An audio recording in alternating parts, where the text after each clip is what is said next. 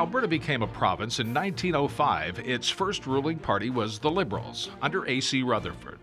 Because it was set up under a federal Liberal government of Sir Wilfrid Laurier, the Liberals were in a position of power immediately, and Rutherford was the leader of the party.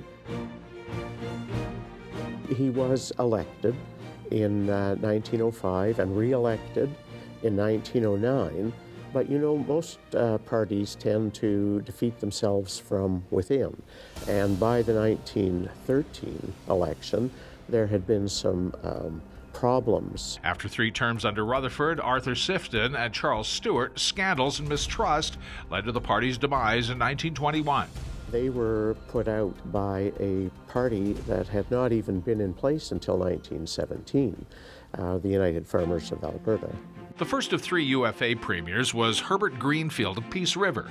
Well, their popularity was based on being a progressive party, a clean party, because, you know, scandals have traditionally played a part in changes of government when they occurred in our province. And at that time, we were largely a rural area. Premiers like Greenfield, Brownlee, and Reed were able to do great things, and they brought our natural resources back from the federal government, which would prove to be a boon. And they did all these great things, but they had scandals. So they went out too when the Social Credit came along. The SOCRED leader at that time was William Aberhart. So between 1930 and 1935, the Social Credit came into being, and they became the power in 1935 for years and years. The Liberals had disappeared into the wilderness in 1921, and they haven't really come back since. The Conservatives were growing as the scandals in the UFA continued. In Alberta, communists, socialists, and labor parties began to appear, though never contended for power.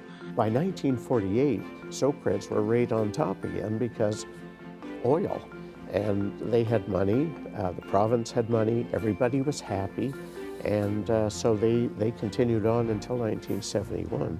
Respect the individual MLA in terms of the decision-making process, but be bold. Under Lougheed, you know, I'm fairly proud to have voted for those people in their day, but you know, they've become more entrenched, some might say, but it's been a really interesting 110 years. The past 44 of them under the PCs. For Go Edmonton, this is Tim Dancy reporting.